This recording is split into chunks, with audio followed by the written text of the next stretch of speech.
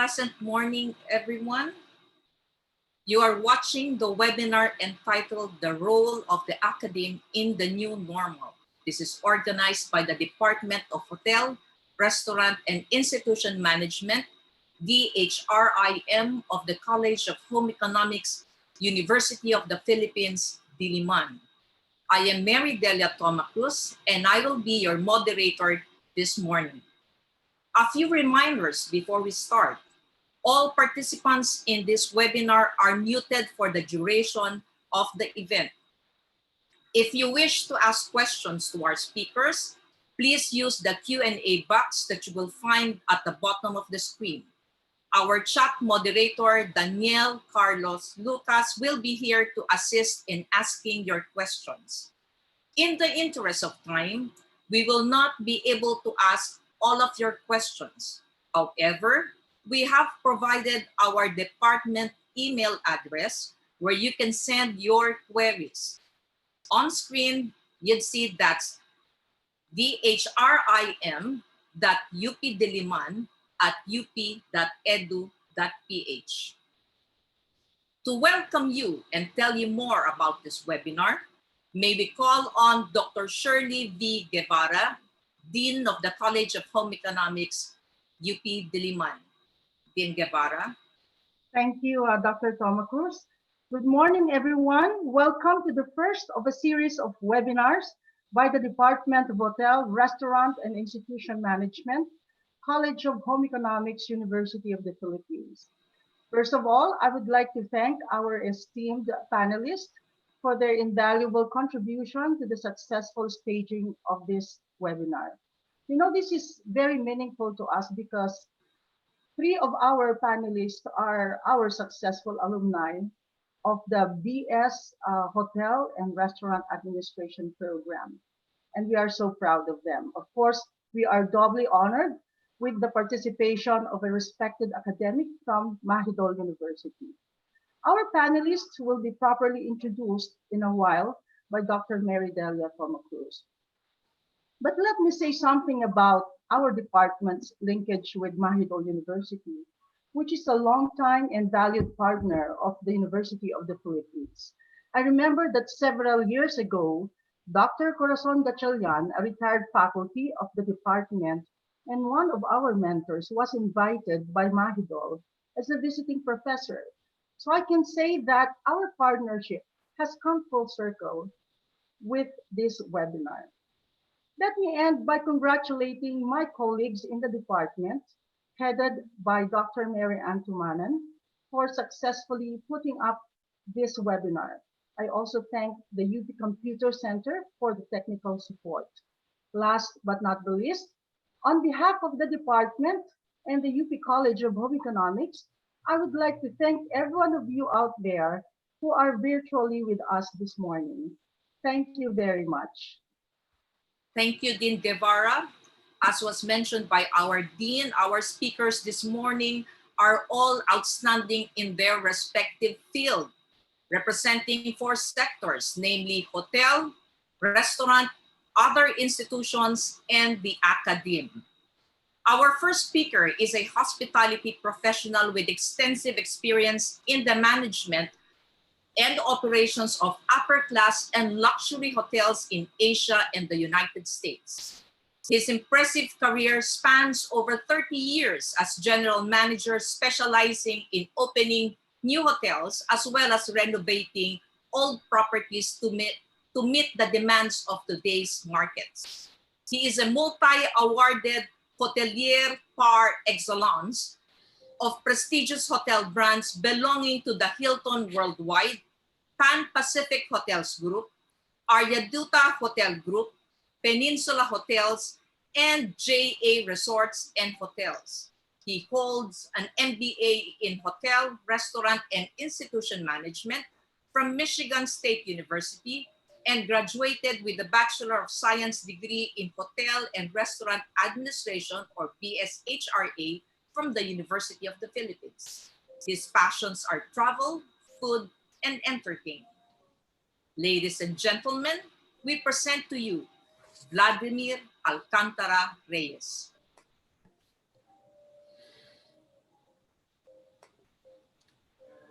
Well, thank you very much, AVP Delia.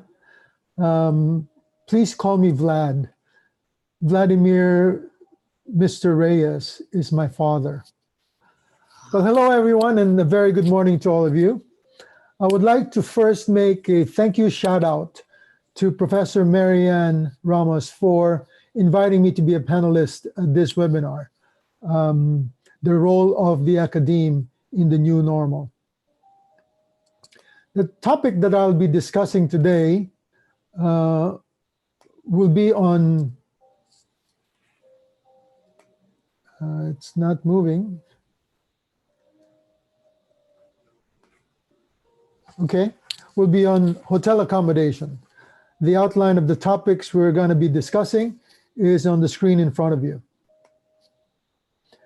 Now, before we do go ahead with the presentation, I'd like to see a show of hands to answer this question. How do you see the future of hotels?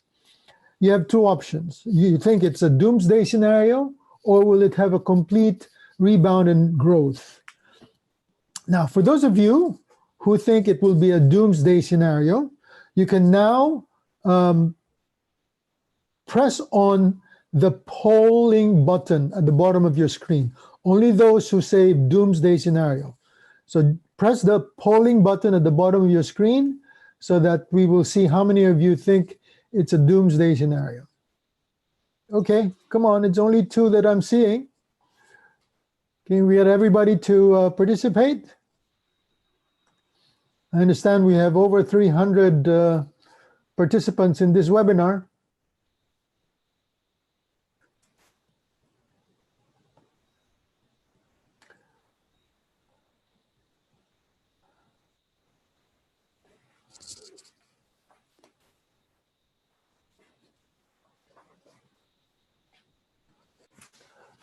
Well, I think this is taking a bit too long. Let's end the poll for now. And I think there's a lot of people who are sitting on the fence and not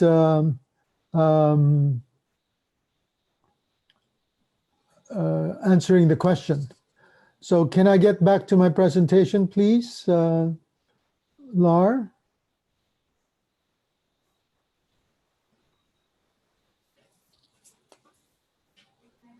I need to get out. Share results. Okay, and then stop sharing.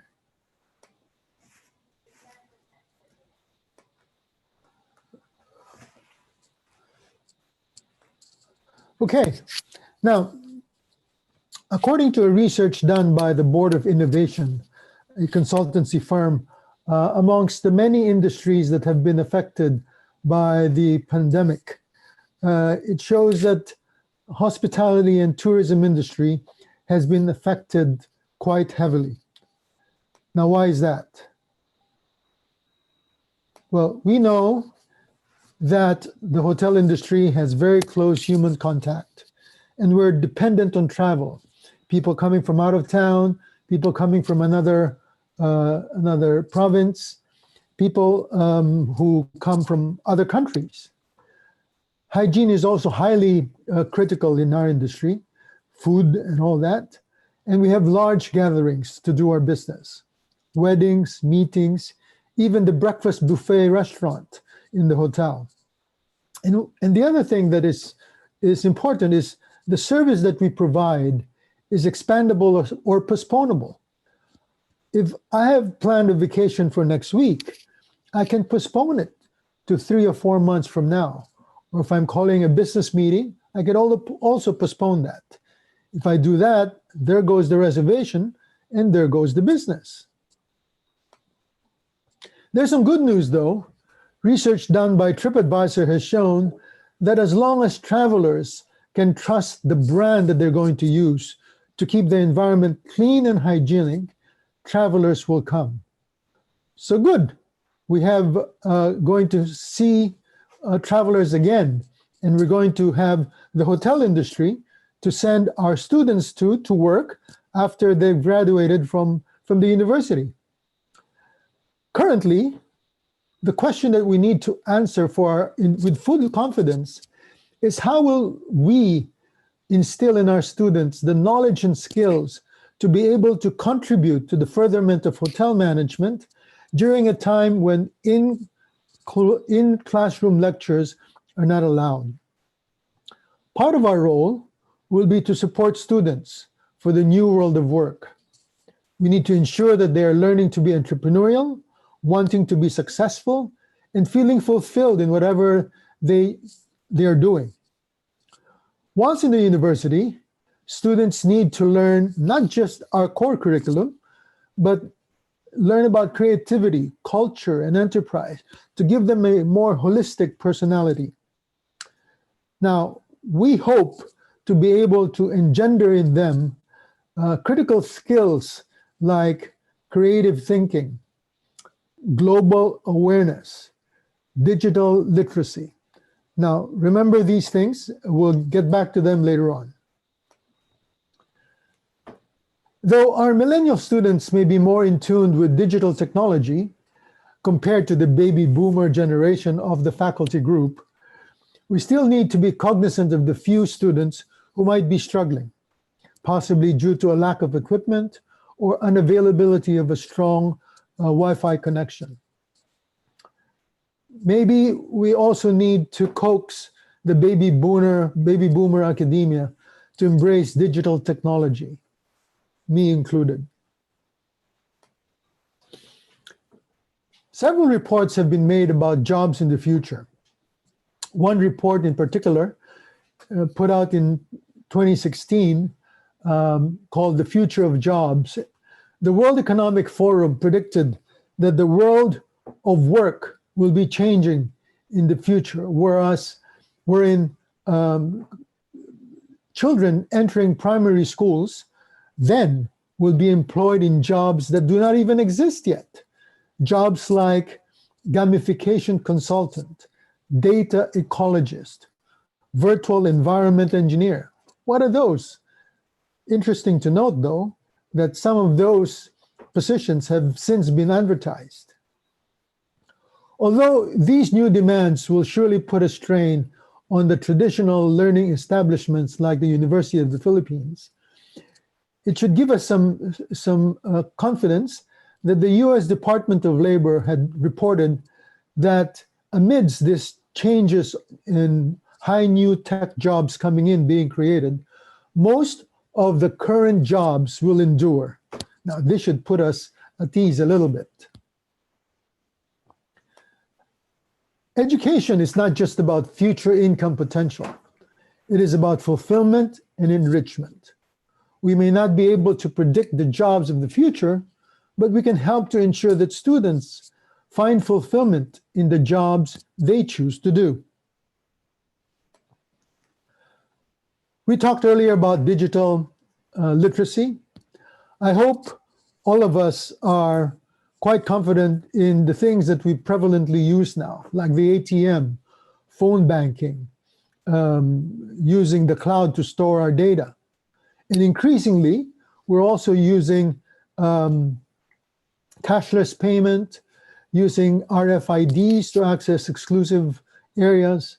And in restaurants, a lot more are using now QR codes to access their menu. No longer a physical bound book that would show you what they're offering. Now, in the future, we might even have implanted ID under our skin to allow us access to our offices or to restricted areas, just like they do in some Scandinavian buildings now. Hotels have tried keyless entry into guest rooms. And a few years ago when I was in New York, staying at the New York Hilton, at the lobby, there was this machine sitting on the top of the front desk, and people were asking it questions. And the machine was answering good answers to their questions. That's what we call artificial intelligence. Now, research has shown that the hospitality industry can use a lot of artificial intelligence. Listed there are some of the applications that we can use in our hotels or industry. It doesn't mean, though, that we're responsible to teach them how to program these artificial intelligence applications. What we need to do, though, is to teach our students the link between these artificial intelligent applications to the impetus that started why they were needed. We need to make that link and show them what it is that gave birth to this artificial intelligence. Let's take, for example, the smart pricing management.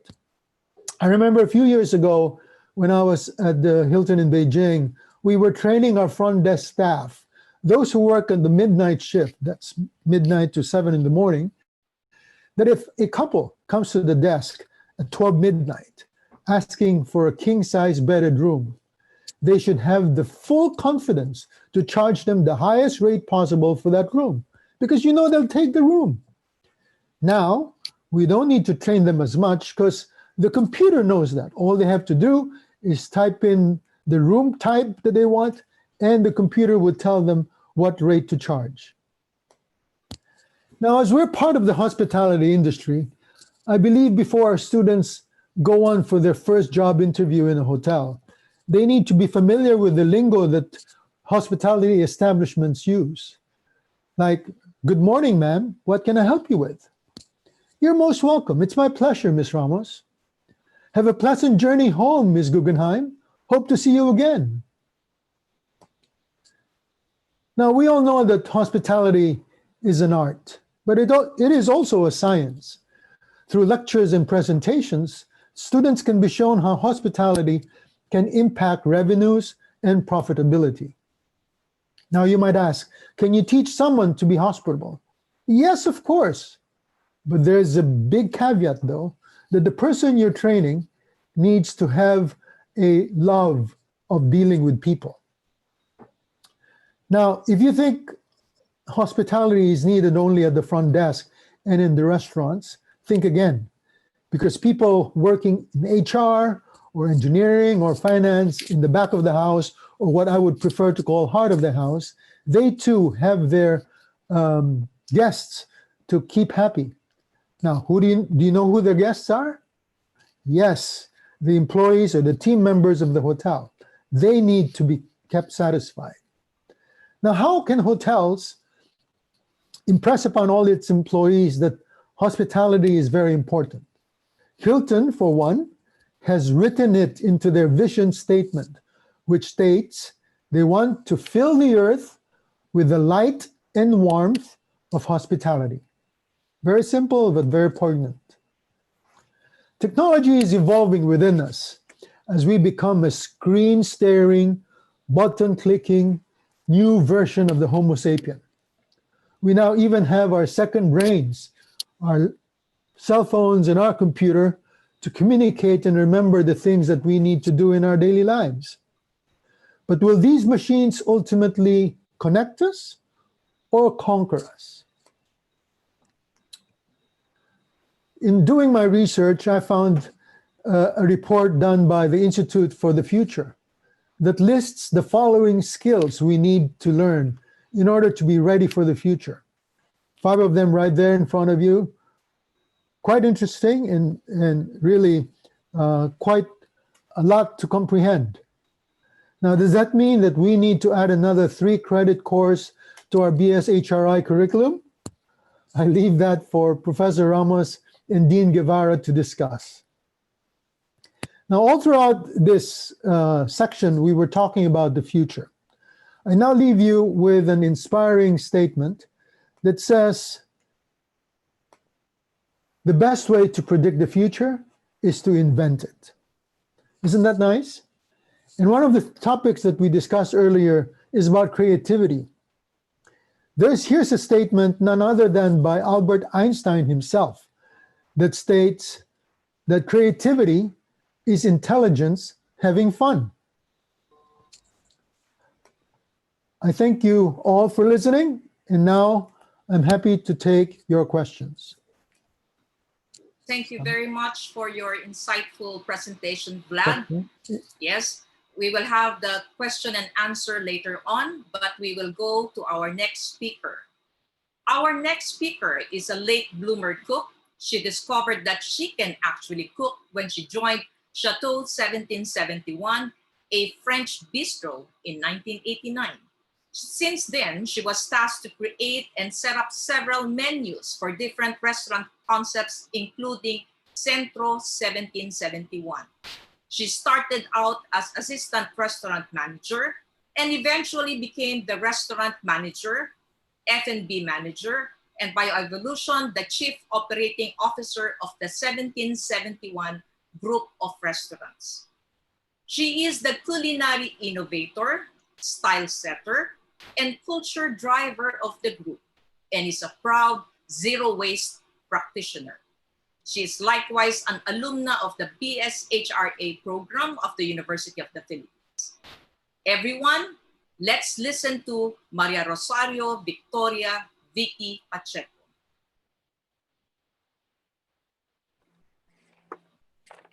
Good morning to everyone. Thank you for taking time to be with us today. As I myself am a learner in this webinar, I am privileged to share with you what I think can help the students be ready in the workplace of the new normal. New normal is the buzzword nowadays, only because of its abruptness. The rug was pulled out from under our feet, so to speak, but not because of the unknown. The great unknown has always been there and will always be there. We are feeling our way around and looking to each other for enlightenment. That is what we are doing now. So this is not just for the students, it is for all of us. However, for this purpose, I would like to think that the educator is the enabler of these four processes which I am presenting to you today. The first is look beyond, but don't lose your focus. Whereas before we were used to looking at a task, a project, a problem, or a job under one perspective, now we have to look at these from different points of view, heights, and angles, much like a drone camera. Up and around, zooming in and zooming out. The ability to zoom in and zoom out used to be for higher management, department heads, and business owners. I believe that now more than ever, it is a skill for everyone to develop because goals may change, objectives will change, and so too will the strategies. However, we must always stay on top of the situation and not lose our focus and balance. Nowadays, more than ever, cost cutting is at the top of mind of every CEO and business owner. So if we are one-dimensional and can do only one thing well, we will be ignored or might just be booted out. We should learn how to think like a business owner, and our teachers and educators can come in at that point. Which brings me to the second process. Aim to have multi-competencies. Be interested in many things and work on being very good in at least 4 things. For example, if you are a chef, the usual things are expected of you, like purchasing, costing, food safety, etc. But if you can do menu copywriting, marketing, sales, and productive maintenance, you will be a most valuable player in the team. For educators, give the students projects that will require them to use all their faculties and resources and not just the internet. It's the easiest thing to do, research from the internet. And please challenge the quiet ones. I used to be one. While we strive to develop ourselves to be proficient in 4 things, let us not neglect our core talent. Let us hone it continuously. Let us research more about it and improve on it. For example, during this pandemic, I tried learning how to cook puto, the rice cake. And I'm on my take 2, and the galapong is not fermenting. So I'm doing my research. So So I was telling myself, it's so simple, why can't I do it? So despite the other management skills, I'm still trying to hone my cooking. Why is this important in the new normal? It's because there is no time to train, but expertise will be required. There will be constant reorganization and merging of roles. There will be less compartmentalization as long as check and balance are maintained. For example, now that we open for delivery and takeout, our cost control staff are washing the dishes, and the cooks are doing bartending. Since the ways of doing business are changing as we speak, we should not only develop ourselves. I'm encouraging everyone to give more than what is expected, but have no expectations. We should have no expectations because an open mind and an open heart is the best way to approach the ever-changing unknown. Give more than what is expected. Minimum requirement is never normal with or without pandemic.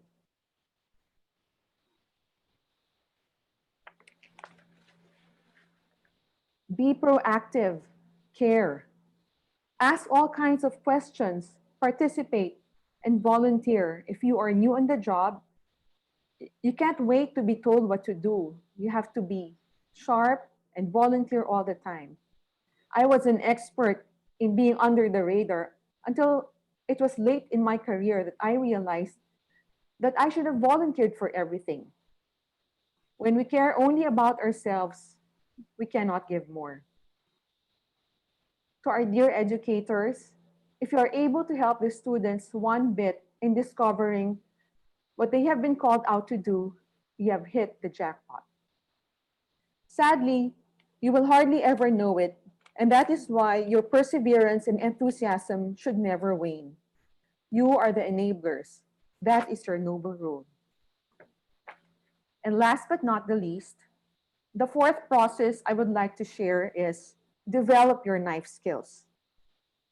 It doesn't mean you're going to cook, but you're going to use a knife to slice a problem, to chop, to cut, to mince, debone, peel, pound, and gather ideas, information, emotions, and resources. There are different knives for different things. So train your mind to think differently for a job, a project, an objective, a strategy, a plan. Why? Why do we need to do that? So we can discern in order to make sound decisions.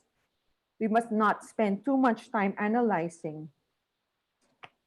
We must take action.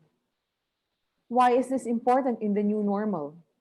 Well, analysis should be quick but thorough at the same time because implementation will always be fast-tracked. However, haste makes waste. Train the students to think, decide, and prioritize. No waiting for someone else to do their part. That's what we used to do in school. And if no one else is doing it, do it. Even if you step on someone else's toe, just say, sorry, excuse me, just do it. Like for now, there are also opportunities in small bulk food delivery, ready to cook items.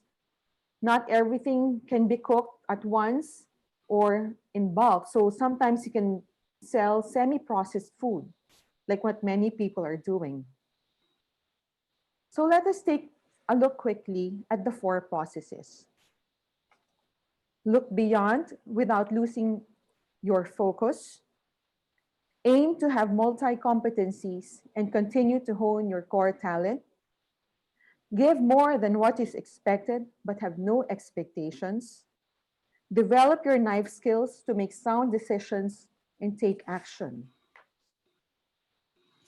So for the educators, the question would be, how can you bridge the gap between the students and the reality of the new workplace when you have your own challenges as well? The answer is the same. It is just applying the processes at a higher level in consciousness. But above all, always give hope. Thank you. Thank you for your concise presentation, Vicky. Onwards to our third speaker, Dr. Roberto B. Gozzoli studied at the University of Pisa, Italy for his BA, and at the University of Birmingham, UK for his master's and PhD.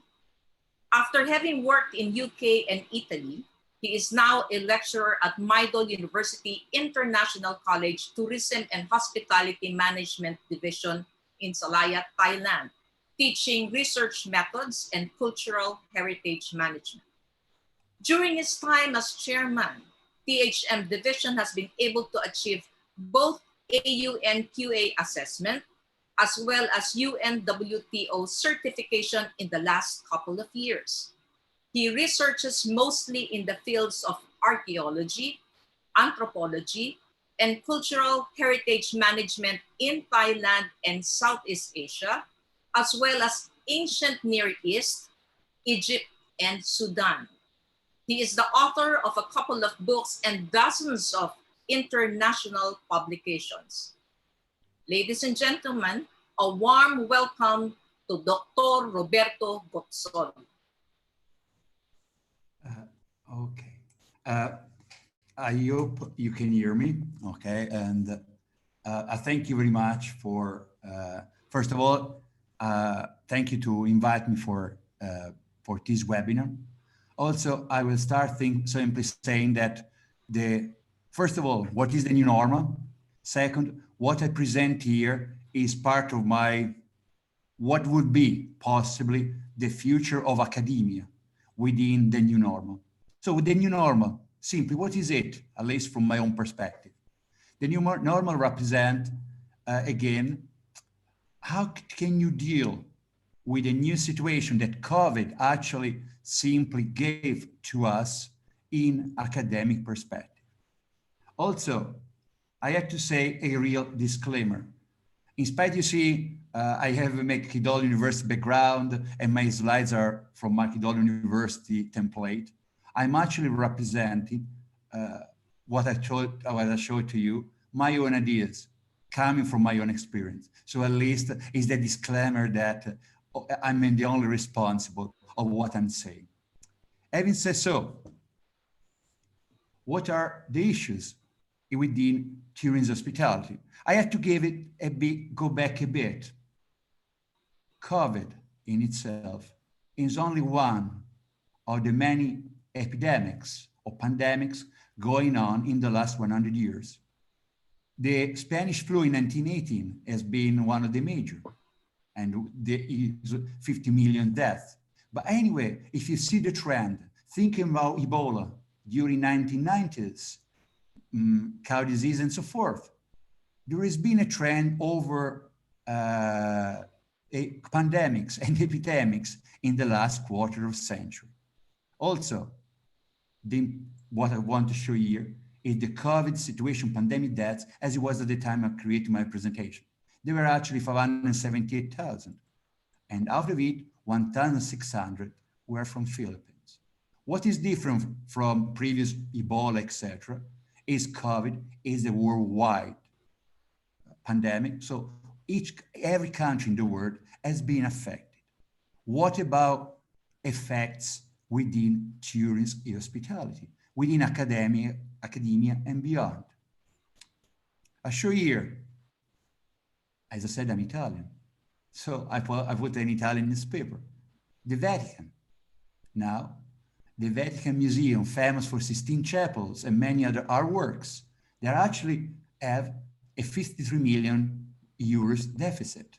They were the main income earner, if I can say like that, of the Vatican per se. In England, they're cutting £2 million from sector or apprenticeship in industry of tourism, hospitality, and construction.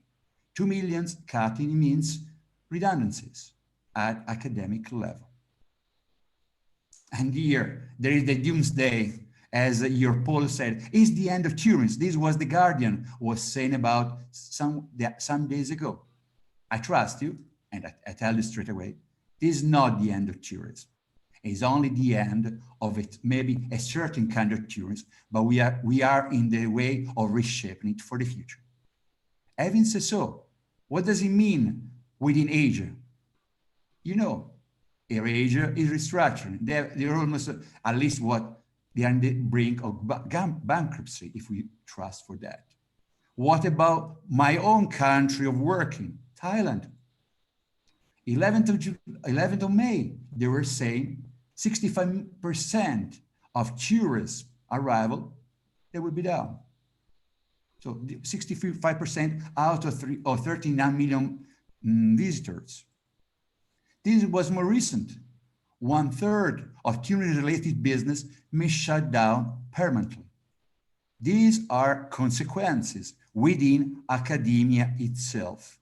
So what does it mean for academia and COVID-19? There are issues that have been going on even before COVID. Firstly, there has been a tendency of university to be too much reliant over tuition fees in order to survive. This also goes together with countries like Thailand or even Italy, where there is a market contraction. There is a population or aging population. The aging population is a part of a new trend the university should think about. But again, not younger students may be possible. Also, there is another tendency, which is, at least in many countries, less interest for the 3 or 4 year degrees. Shorter degrees, certificates, etc., is something that they may be interested about. What about consequences of COVID-19 worldwide? Parents' business closed or reduced means less money availability, both for tourists and tourist education. Again, in the short-term list, there are less work perspective. So again, it may be enrollment will be lower for a while, based on the fact that many people, they think, okay, let me think about it. So this is the consequence. As I said, reduction students enrollment. But maybe in the different perspective, higher tuition fees are difficult to justify. I'll give the example from Yale. Yale is building many new buildings. At the end of the day, if the COVID-19, the new normal, means I don't have to stay in class, why we need such buildings? Even if you repay them back, you're not going maybe able to fill them. And this is consequences. I pick them from American newspapers and websites. You know, Harvard is going online. Cal State, many of the university, they're going online. There's been also President Trump said, okay, if you stay online, you don't have the right to get visa to US. Okay, now it's been changed. This kind of policy has been deleted. But the point is, again, countries like US, they're less attractive. And more bigger university, they go online. A trend that has been already going on. So I'll show you now something personal. What is the new normal at Mahidol University, International College, Thailand? These are my students. Now, all of them, in any case, one side you have cultural heritage management students. There was a field trip. The field trip, of course, due to the COVID, cannot be done. What has been substituted with? Google Maps. So I assess the site through Google Maps and GPS photo I've taken for that, at the time. The other slides on the right is a research method class. Okay, I explain online, okay, how to do a questionnaire, how to use SPSS. I put online, okay, an example of a questionnaire. We worked. This means the new normal means more and more student-teacher interaction, but these students and teacher interaction can only happen through a screen. There won't be any physical, which, as you can see from the next slides, this is the reality.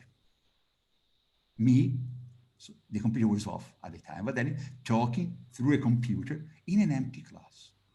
This is the new normal. You can be in your class, you can be in your office.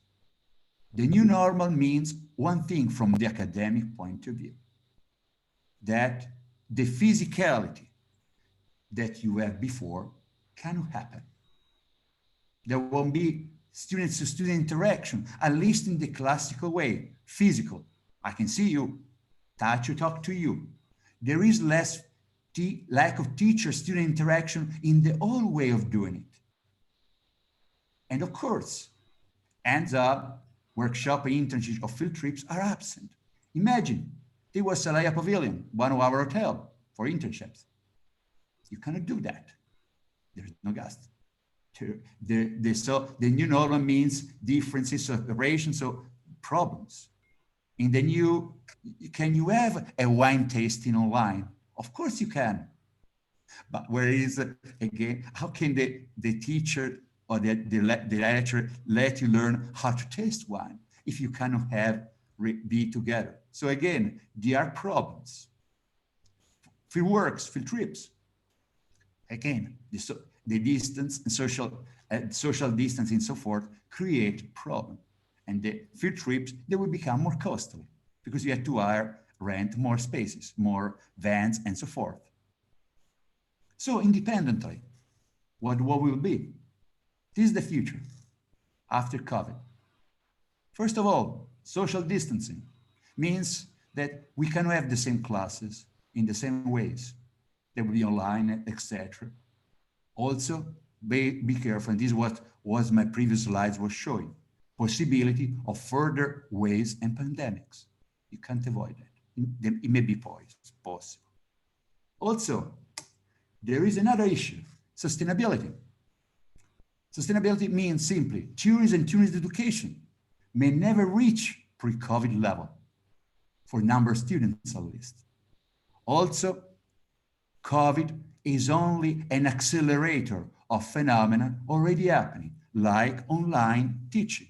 Imagine Oxford, Cornell University School of Hotel Administration, Lyon, Harvard, the Polytechnic coming to spread online courses in tourism hospitality. Like my question is, are we ready to compete? This is what the point is. Are South and Southeast Asian University able to compete with them? This is what we need to prepare for. Also mean reshaping a new system for academics.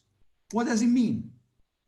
It means simply going back of what the university was before, a container of knowledge. You see here is from Wikipedia, is an old manuscript. The university has concentration on knowledge that you give outside. As I write down here, it can be simple as research. It can be action-based research. We have the previous speakers, they talk about situation in hospitality. Small and medium enterprise in tourism hospitality, they will need the help of academics to find a solution to new problems. We are there to help. We are there to give consultancies, trainings, because we are the expert. But what does it mean? When now people cut, we need to think about a different human resource development. There will be new times.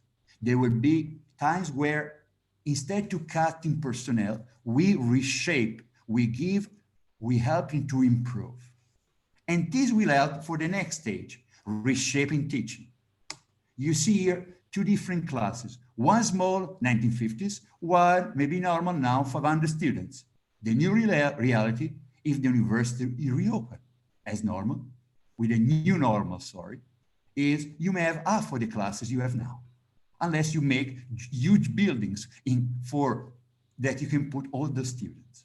But again, online or not online, means also, of course, less class tuition fees reliance, but also means another thing, less students, we can target those students in individualized way to let them grow. Even through the screen, that is possible. And what does it mean for us? It means that the academia, the university, they may have to rethink how to give degrees. The degree shouldn't be simply, okay, 3 or 4 years. Can we have stepping off points? Students, they may have problems, economic. the business got birth of their father. They cannot afford it to continue. It's okay. So after 1 year, you can have some time off, thinking about improving your situation, not simply give a leave of absence for 1 or 2 terms. So I understand this creates problem, but at the University of Reading has been already done. But again, we need action degree flexibility. This is what we need. And this is what, again, is not depending only on academia. It's also depending on Ministry of Education and other places. But again, this is what I hope that all the university become. Teaching the word. You have a big responsibility. But you, in Philippines, Thailand, Singapore, wherever you are, you can give your specialized knowledge. This webinar has the potentiality to reach billions of people, of interested people. So imagine opening your university to the bigger picture. But of course, you need to have something to sell. You cannot beat Harvard for the tools, more screen and whatever, but you have knowledge that Harvard cannot have. You know your place. And this is giving knowledge of the tourism hospitality sector of your country and region. I finish my presentations here. I thank you for your attention. And again, this is a personal view of tourism and hospitality in academia for the new normal. Thank you very much for that. Thank you for your comprehensive presentation, Roberto. Our last but not the least speaker is currently the Vice President of the Support and Services Group of St. Luke's Medical Center. She has over 20 years of experience in sales and operation fields, including 18 years of reputable track record, particularly in the Philippines hospitality industry. She was recognized by human resource practitioners as a mover in the industry when she won the Catering Manager of the Year given by the prestigious Mabuhay Awards in 2002. Maria Micaela Canlas is a recognized speaker on customer service and food safety. She is an industry mover and trailblazer. She brought in innovative and fresh ideas which improve the organization's respective corporate competitiveness. She introduced the Serve Safe and HACCP certification in St. Luke's Medical Center. Chaela is Serve Safe certified since 2009 and completed the Advanced Executive Program in Kellogg School of Management at Northwestern University, Illinois in July 2011. And she also enrolled and finished the Management Development Program at the Asian Institute of Management in 2009. She graduated with a degree of BSHRA at the University of the Philippines in Diliman. Chaela unfortunately cannot be with us at this moment due to a previous engagement, but she graciously sent a video recording of her presentation. May we now view her presentation?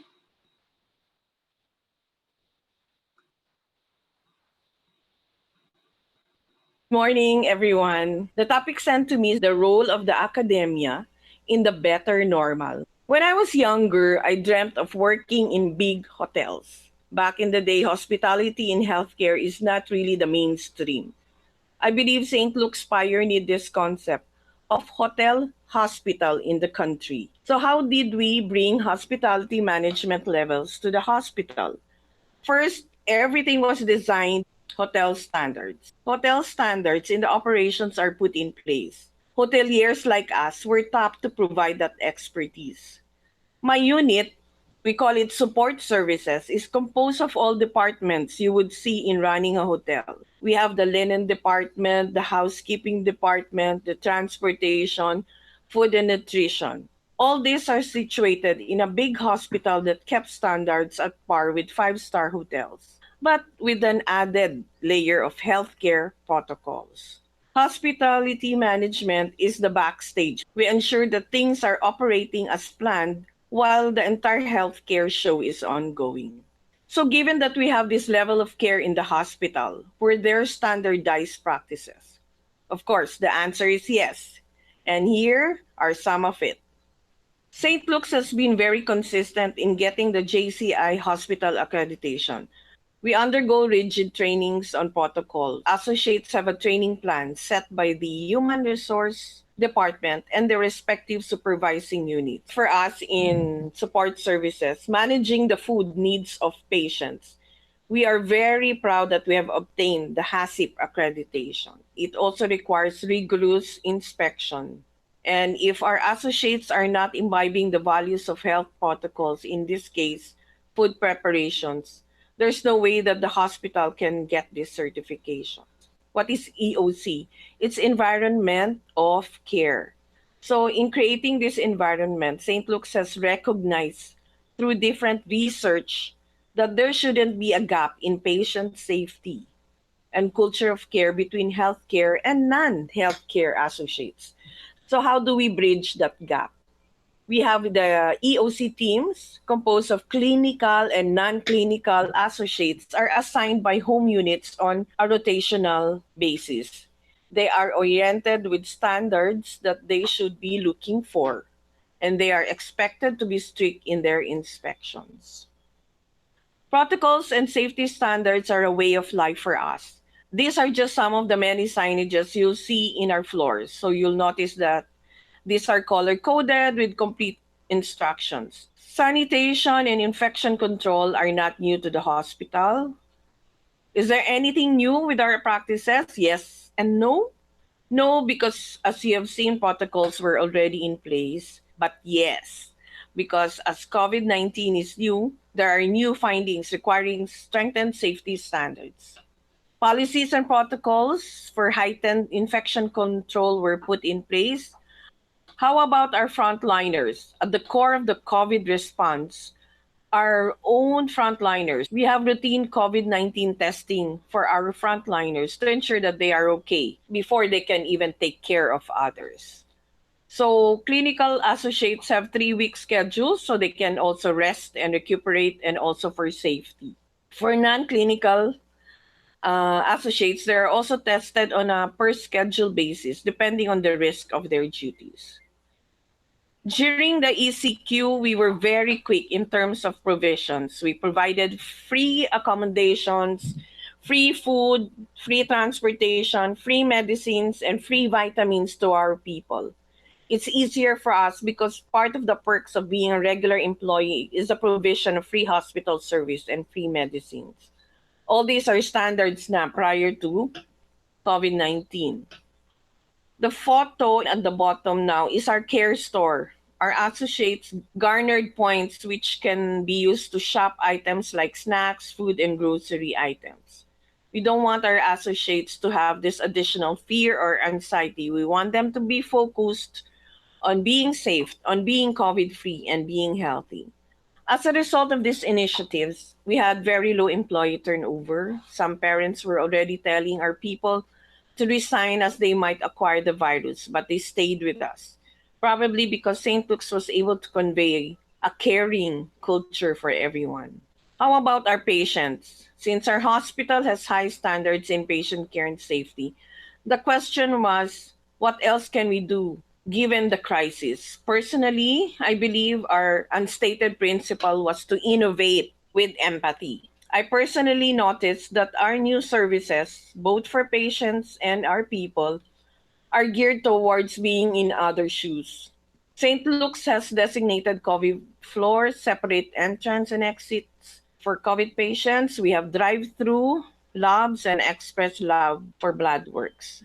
Another program which we just recently launched is the My Concierge. Patients can now check in and check out of the hospital from their rooms. With My Concierge, the services are brought to your room na. Less exposure because you and your companions are in the room and you are also exposed less to a number of people. We realized this that we also started offering meals for companions so they don't get exposed by going out to get food. What I'm personally proud of, St. Luke's continues to help. Unknown to many probably, St. Luke's have a medical social services. Our very own foundation has donated supplies, equipment, especially the hospital beds, to fellow frontline service provider. the UPPGH. Were there difficulties? What have we learned? There was this reminder from one of our executives that these challenges can be opportunities. First is we were caught in surprise. Countries were inadequately prepared for COVID 19 and we struggled with the same difficulty. There are lots of room for innovation. St. Luke's is a formal organization with plans and risk assessment policies in place. But given this pandemic, the measures prior to COVID was not applicable. Second, we don't know much about the disease, but strategies have to be anchored based on evidences. COVID 19 is new. St. Luke's is lucky because it has always been evidence based. So the leadership of the hospital listened to what the experts have to say. In support services, which is my unit, we anchored our programs based on these specific recommendations. We are also faced with the scarcity of medical supplies such as testing kits. For us, assigned in supply chain, transparency about the risk was critical. We had to report and project the risk. So if you're assigned in that critical department, there needs to be humility to admit that reality and be transparent about it with your management. This sprang points for better coordination and collaboration. Time also became an important element for the leadership of the hospital because as departments were quick to project the risk and worst scenarios, they were also quick to review and approve projects and programs. As we are dealing with people, people management also became a challenge. In this pandemic, the measures before cannot be stringently applied now. That we also have to be kinder. Instead of serving a notice to explain why you are tardy or issuing memos, we should stop and ask that seemingly erring associate. Make a conversation, I was told. Because for all we know, a family member of that associate may be battling a disease or there may be anxieties at home or that person is himself or herself having anxieties. Empathy has to be shared not only with our patients but also to our colleagues who are equally affected by the pandemic. Sinong hindi nahihirapan sa physical and social distancing? Associates were highly discouraged to talk in hallways. We were only allowed to meet via Google Meet or our learning management platforms. Our trainings shifted online. Our clinical associates were also discouraged from prolonged contact with patients. But if required, they have to, of course, wear PPEs. Barriers and markers for walking and social distancing were also put in place. Mask is mandatory. In COVID floors at the start, there were feedback that they cannot even breathe with N95 mask. But the people were given a hard and fast rule that their safety is paramount. What we try to do is constant communication. We provided our associates with latest updates based on evidences. Why measures being applied at the hospital are effective. Even reminders for hand hygiene are announced through our PA system. We also focus our orientations to our patients because they have to know. Our associates may be following the measures in place, but we also have to contextualize our patients so they know why. Sense of community. Being in the front lines is difficult. When we were in ECQ, we know that we should be the last man standing because we are in the healthcare sector. But sadly, some of our colleagues also got infected. I think, though, that this is also solidified the role of St. Luke's community as a family. Gasgas man, pero we were working as one. All because the hospital has already invested in our trainings and education. They know that they are our priority. St. Luke's was also a recipient of many, many food donations for our frontliners. And this small kindness made ripples of hope. Our sense of community also springs from our shared value of protecting one another from the disease. We need to ensure that our workplace is safe, not only for our patients, but also for our colleagues. Life before COVID was fast-paced. Admittedly, I'm one of those na super busy. Life wasn't about slowing down for me. My to-do list never seemed to end. At the same time, I was complaining that I'm tired. What did this pandemic taught me? It taught me to slow down, that you can't always be in a hurry. You need to disconnect sometimes, stop and just disconnect from your work. Appreciate things that you don't usually see. For example, I learned na mas magaling pala magluto ang mga anak ko kaysa sa akin. Now I know how to appreciate the little things and I express them more. There is also this mindfulness, a heightened awareness that all of us are struggling and that all of us have our challenges. Kaya kung yung be kind mantra sa work, nadala ko na rin sa life. I don't complain now pag traffic or mahaba yung pila. I try as much as possible to look for something good in it. I know it's a work in progress. Of course, after you slow down, you disconnect, you need to reconnect. The value of relationships is really, really highlighted to me. I communicate with my brothers and sister more and their families via Zoom. And I also was able to reconnect more constantly, of course, with our Lord. Be grateful no matter how difficult the situation is. Ito na ang ating finding meaning question. Ano bang contribution ng akademya sa buhay ngayong pandemya? For students, the role of the Academe is to provide you with the foundations. The theories and the framework that you will learn from your readings are what will guide your strategies and operational plans in your work. Without these frameworks, your visioning would be limited. Hindi mai-imagine yung layo ng extent of the problem or the situation. Wisdom is earned through years of actual experience, but wisdom is also refined by knowledge. And that is something that we needed to survive this pandemic and the other challenges we will face. Solid foundation. Terror profs, demanding group mates, impossible at sabay-sabay na requirements. However taxing all these are, they develop your skills, your diskarte at your lakas ng loob. Hospitality management is mainly customer-centric. Managing customers is a walk in the park. Pero Jurassic Park lang nga. Sa work, hindi pwedeng susuko ka lang pag sabay-sabay na or pag hindi na kaya. Parang love lang yan, di ba? Pag mahal mo, ipaglalaban mo. And that's where your grit comes into play. Don't stop doing research. Ayaw man nating aminin, pero the literature really can help you in your problems. The rigor and discipline of research puts a premium of how you will value evidences. And without evidences, you can't have effective policies, projects, programs, interventions.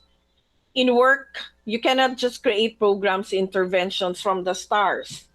You have a management and colleagues where you need to defend your proposal. And in order for you to access the resources, may it be manpower or financial, for your program, you need to convince the management. Even if you're putting up your own business, what does your market tell you? What does the numbers say? Research gives you the answers. Cliche as it sounds, we need to serve. Listen to what the people have to say. Be inclusive. Train your mind to look for voices that may not be heard. Be a leader, but serve your team as a team player then. Be kind. Have empathy as much as you can. To cap this, it's a ride. Life is built like that. Pero ako yung konsentidora na tita. Pag napagod, pahinga. Pero fight tayo ulit. Enjoy the moments kahit gaano pa kahirap. Sulitin ang buhay sa akademya. Enjoy, and for now, stay safe, everyone. Thank you so much. And for more info and questions, you can email me directly, mmccanlas@stlukes.com.ph. Thank you again and stay safe. That was an interesting and refreshing video presentation. Thank you, Chaela. At this point, we would like to ask a question that was submitted during the pre-registration. The question is, are we departing from the high-touch personalized service? How will this affect the key competitive advantage of the industry? We would like all our three speakers to please answer the question. We may start with whoever is ready to answer. I'll be. Yes, Vlad. Well, I don't think it will ever change. We're still a customer-centric and very, very much into person-to-person contact. However, the new normal will set in. You don't need to be what they say. There's a book says magic of the last 3 feet. You don't need to be just 3 feet away. You could still be at the distance and show that you care and that you're a hospital. Our new DOH, Department of Tourism, had even told us a new way of saying hello and welcome. No more hug, no fist bumps. It's the hand on the chest and the bow. Very similar to how Malaysia does it. So with just these gestures, you're really already showing your hospitality. Let's learn from the Japanese. One time we were at the hotel in Tokyo, and the concierge brought us to the station where we would take the bus to go to the airport.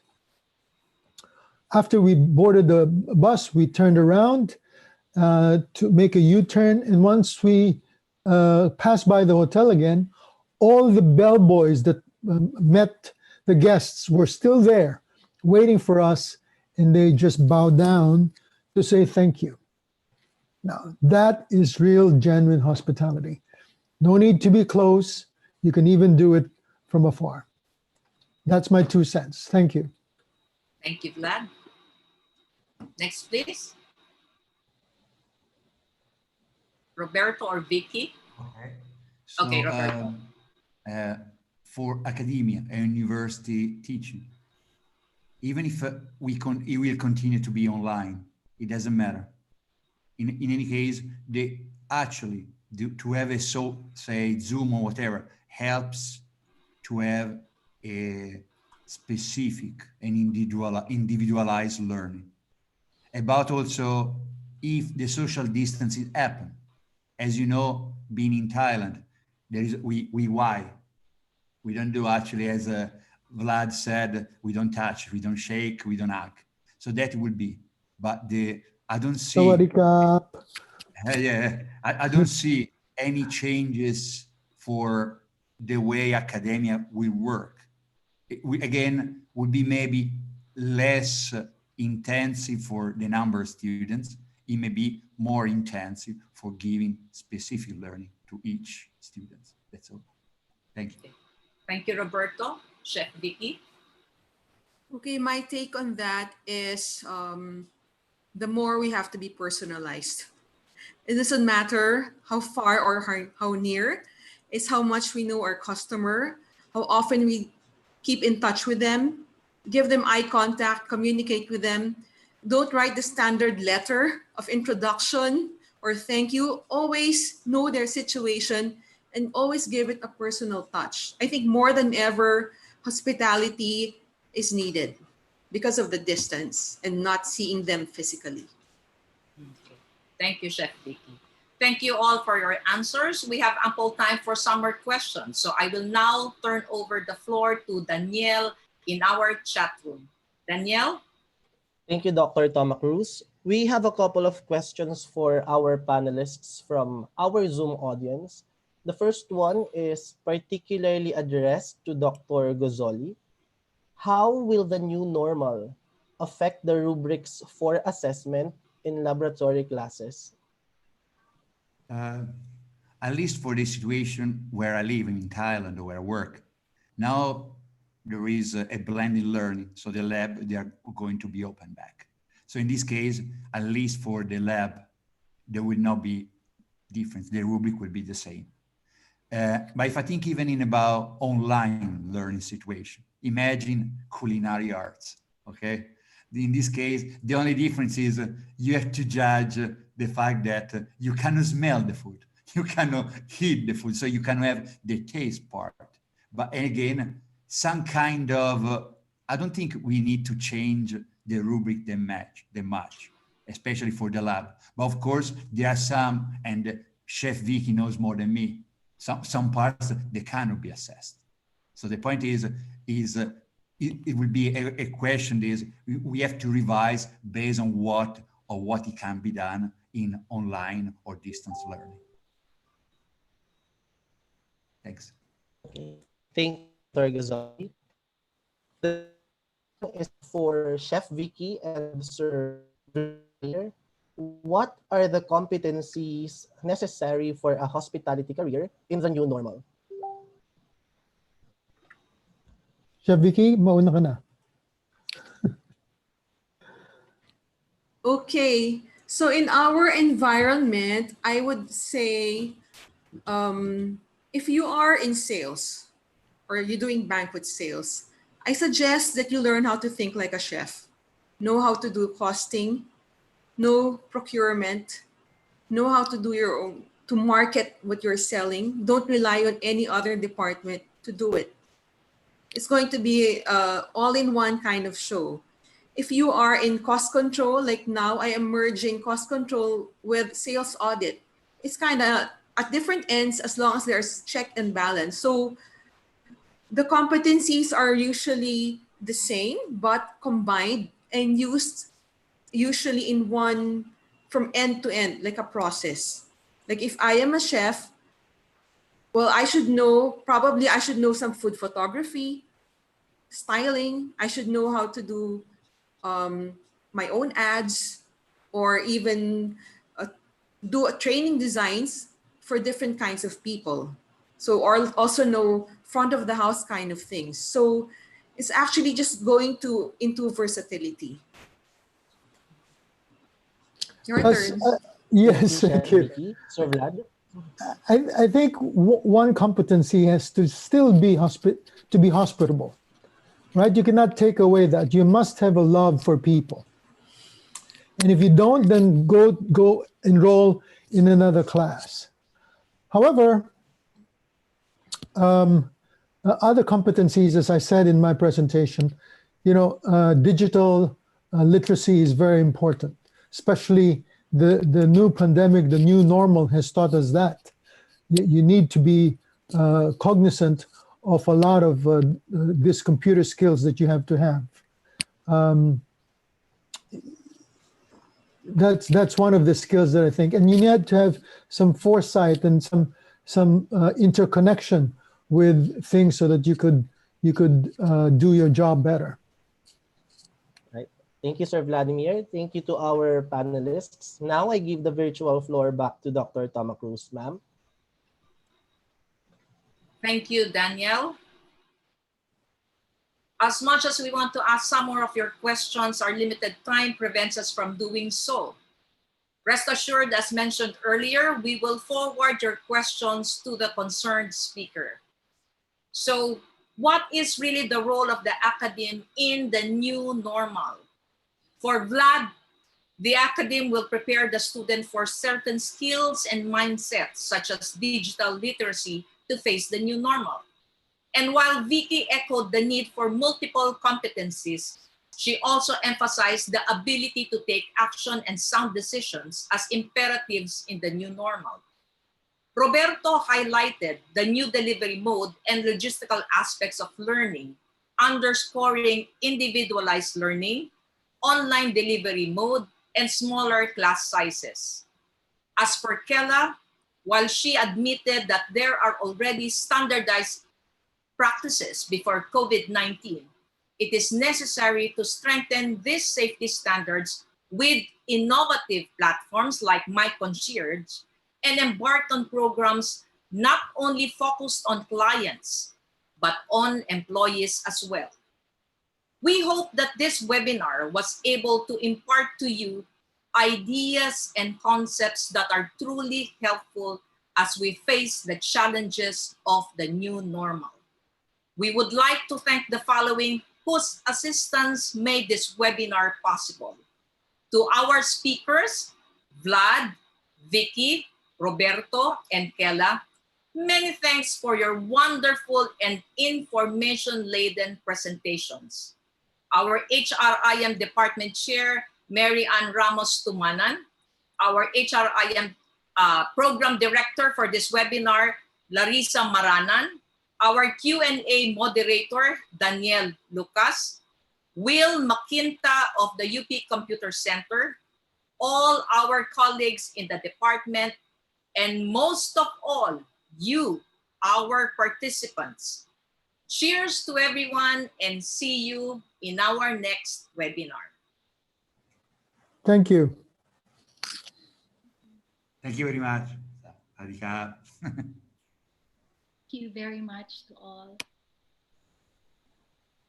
Thank you very much. Thank you. Thank you very much. Should we leave? Okay na.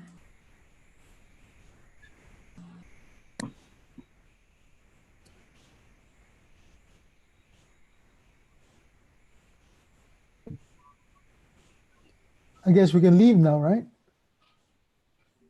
Yes. Okay. Yes. Bye. Bye. Thank you. Okay, bye-bye. Thank you, Roberto and Chef. You're welcome. Thank you so much.